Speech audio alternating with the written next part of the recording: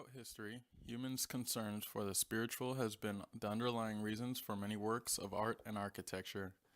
From Da Vinci's murals adorning the Sistine Chapel to the triptychs in Mark Rothko's chapel, we realize that humanity has used art to explain, aggrandize, or refute spiritual ideas. Slowly, modern cultures began separating from accepted organized religions and autocratic governments towards utopian ideals and existential questions posed by leading modern philosophers and psychologists. Artists were key in the spread of these new perceptions throughout their local and global communities. Here are four of these spiritually influential artists.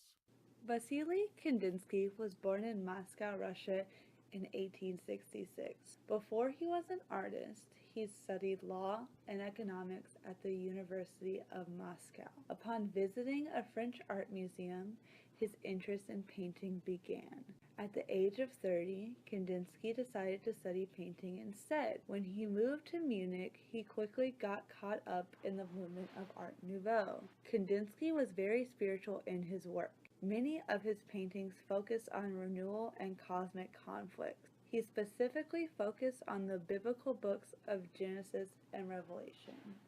These books focused on the apocalypse. He wanted to show his spiritual elements through abstract art. This helped by using color and line. Composition 7 is a huge oil painting that he finished in 1913. Though at first look, the painting looks abstract, the color and lines collide in such a beautiful way. At closer look, there are pointed elements of spirituality. In the painting can be seen a boat and 3 oars. He did not want these elements to be seen at first glance, so he masked them with vibrant colors. This boat and the 3 oars are one of the signs of the biblical flood. He wanted to show the idea of rebirth through the painting. Composition 7 evokes emotion no matter how it is viewed. Throughout Kandinsky's career, he kept his style of abstract art while maintaining his spirituality, which is clearly shown through the biblical elements of Composition 7. Piet Mondrian was a Dutch artist and writer most well known for his association with the De Stijl movement. Mondrian's artistic vision took methodical steps from a traditional representational style to a non-representational abstract style. Along the way, he moved through Impressionist and Cubist styles before arriving at his unique style of abstraction. His intentions in the painting titled Red, Blue, and Yellow Composition, made in 1931, were to simplify the elements of painting to reflect the underlying spiritual order of the tangible world we live in. To do so, he reduced his forms to lines and rectangles painted with primary hues, white and black paint. He deemed this style as neoplasticism in writings and co-publications with Van Doesburg. The goal of this pared-down abstraction was to transcend cultural divisions by creating a utopian ideal of harmonies in the arts extending into daily life. The Rothko Chapel was founded in 1971 by John and Dominique Demenel. It was created as a non-denominational chapel, museum, and forum where religion, art, and architecture could mingle. Within the chapel, there are 14 non-representational paintings by the abstract expressionist Mark Rothko. Commissioned in 1964, it took more than 2 years of painting and configuring to complete. Rothko had such specific ideas about the chapel that the architect Philip Johnson backed out of the design process. Rothko ended up displaying 3 walls with triptychs and 5 with single paintings, illuminated with diffused natural light from above. The paintings are oil on canvas and shift between dark hues of maroon and purple, as well as incorporate texture. Rothko mixed and boiled dried pigments in rabbit skin glue, egg oil, and polymer until he achieved the tone and texture he preferred.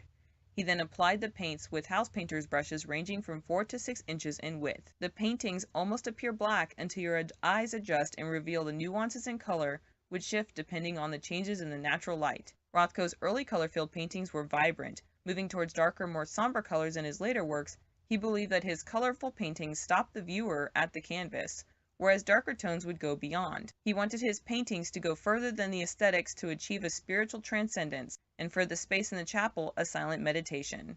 Rothko said, speaking to his interest in the human spiritual experience, "The fact that people break down and cry when confronted with my pictures shows that I can communicate those basic human emotions. The people who weep before my pictures are having the same religious experience I had when painting them. And if you say you are only moved by their color relationships, then you have missed the point. 80 Backs by Magdalena Abakanowicz is an extensive work made of burlap stiffened by resin, and in it she depicts, as the name suggests, 80 human backs seemingly hunched over in a group facing one direction. To understand an aspect of her artwork, it's essential to review her childhood. Abakanowicz was born in Poland in 1930, and although her family was wealthy, they were made poor by the Second World War and forced to flee towards Poland's outskirts. She says, "I happened to live in a time of collective hate and collective adoration. Crowds worshipped leaders apparently great and good, who soon became mass murderers." The idea of a misled collective plays a strong part in her works. Some of her other pieces, like Seated Figures and Crowd, have the same large quantity with a stagnant quality as 80 Backs. However, she insists that the meaning of her piece isn't simple or concrete. She describes it as a transmission of energy from her hands to the piece, then to the viewer. The complex burlap fabric she uses mirrors her own complexity and that of the human condition. According to her, the work escapes conceptualization, and the viewer will reveal the unconscious. So in reality, there is a possible motivation behind 80 Backs, to display a disjointed, misled collective, but there is an overwhelming element of spiritual, unspoken energy passed from artist to viewer, where the viewer is welcome to interpret it in any way they find meaningful. We have just heard of 4 modern artists who found personal ways to address spirituality in their artwork. For some, like Kandinsky and Rothko, the art speaks to the viewer on a subconscious level, allowing them to reach their own spiritual enlightenment. For others, like Mondrian and Abakanowicz, their work is more of a reaction and answer to their culture's ideologies and social inadequacies. A person's spirituality, or lack thereof, is still very relevant today, and is still addressed by contemporary artists. Today, many artists express their beliefs in their artwork with a high level of respect for other cultures' views and what each person's vision has to offer the whole.